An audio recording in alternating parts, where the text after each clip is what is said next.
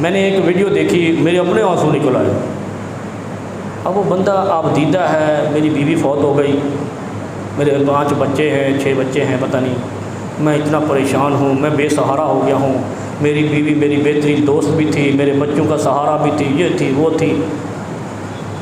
اب وہ اتنی اس نے ویڈیو بنائی بھائی اپنی بے سہارگی کی۔ اب مرد ہے، مرد کا بچہ بنا، بیوی فوت ہو گئی، اللہ نے تجھے 4 کی اجازت دی ہے، مرد فوت ہو جائے تو بیوی کو اجازت ہے، وہ نیا نکاح کر سکتی ہے، بیوی فوت ہو جائے تو مرد نکاح کر سکتا ہے۔ تمہیں کس نے عذاب میں مبتلا کر دیا؟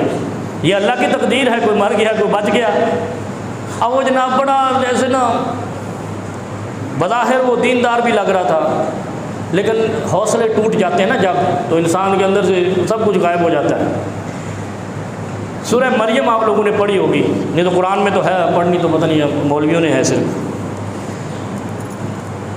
اور اس کے علاوہ بھی اللہ رب العالمین نے قرآن میں اتارا ہے فاطر السماوات والارض انت ولی فی الدنیا والآخرہ توفنی مسلما والحقنی بالصالحین۔ یہ ہے پوری آیت۔ جو آدمی اپنے آپ کو بے آسرا سمجھنے پہ آ جائے، یعنی اتنی پریشانیاں ہیں، میرا کوئی بھی نہیں تو ساڈا کون ہے؟ کوئی اس طرح عموماً لوگ بھائی تو آڈا رب ہے اور کوئی ہوئے نہ ہوئے۔ حضرت ابراہیم علیہ السلام کا کون تھا؟ کوئی بھی نہیں تھا، اکیلے تھے ابراہیم وکانا امہ۔ آج بھی دنیا درود و سلام پڑھتی ہے ابراہیم علیہ السلام پر، پورے ان کی جد سے انبیاء آئے۔ کبھی سوچا ہے؟ نام و نشان قیامت تک رہے گا، درود و سلام قیامت تک رہے گا۔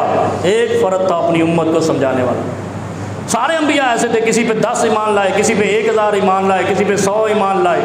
حضرت صالح علیہ السلام پہ 1000 کہتے ہیں یا 100 کہتے ہیں ایمان لانے والے تھے، اور ادھر قوم بڑی طویل تھی، اکثریت تھی، اکثرہم لا یعقلون۔ اکثریت ہمیشہ بے وقوفوں کی ہوتی ہے، تمہارا جمہوریت بھی بے وقوفوں کا نظام ہے۔ اب اس میں اللہم انت ولی فی الدنیا والآخرہ، جب انسان اپنے آپ کو سمجھے نا بس میں ہوں مارا گیا، میں حوصلہ ٹوٹ جائے جس کا، بے آسرا ہو گیا ہوں، نوکری بھی چلی گئی، بیوی بھی چلی گئی، بس سارا گھر بھی اجڑ گیا، رزق بھی نہیں، مارے گئے بھائی۔ فضل صاحب اس کا بہترین حل ہے، اللہ رب العالمین نے قرآن میں اتارا، قرآنی آیت ہے یہ، اور یہ کیا ہے؟ اللہ کو پکارنا ہے کہ اللہ تیرے علاوہ میرا کوئی دوست ہے ہی نہیں۔ اللہم انت ولی فی الدنیا والآخرہ، اس کو اپنی دعاؤں کا، وظیفے کا عمل بنا لے، اور دیکھے پھر اپنے آپ کو آسرا ڈھونڈتے۔ کیسے آسرا ملتا ہے اس کو؟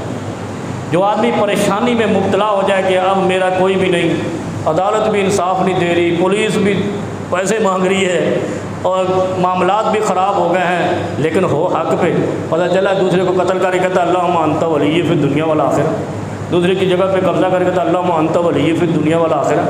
وہ پہلے اپنے آپ کو سچا تو ثابت کر، اور پھر انت ولی فی الدنیا والآخرہ، اللہم انت ولی، اے اللہ یا الہی تو ہی میرا ولی ہے۔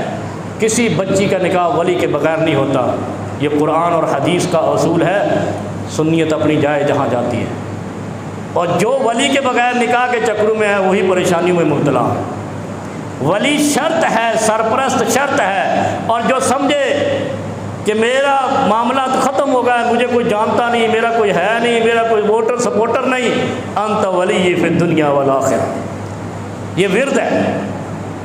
اس کو اگر دعا میں پڑھنا ہے تو 3 بار سے کم نہیں پڑھنا، اور اگر بطور ورد اگر آپ مبتلا ہو گئے ہیں، بے آسری میں بے سہارا ہو گئے ہیں، تو اس کو پڑھیں آپ اللہم انت ولی فی الدنیا والآخرہ بس۔ اگر اگلا پڑھنا ہے یاد کر لو تو وہ بھی ٹھیک ہے، نہیں تو اس کا ایک اور بھی ہے، اللہم انت ولی فی الدنیا والآخرہ وارحمنی واغفر لی، ورحمنی، اللہ تو ہی میرا مددگار ہے، مجھ پر رحم کر۔ اچھا یہ جو واغفر لی عموماً کہتے ہیں نا، اصل میں استغفار ہے، یہ الگ جملہ نہیں ہے۔ جو کہتے ہیں نا استغفار کرو اللہ تعالیٰ ہر مشکل سے نکال دے گا، وہ استغفر اللہ کہو، واغفر لی کہو، یہ سارا ایک ہی معنی میں ہے۔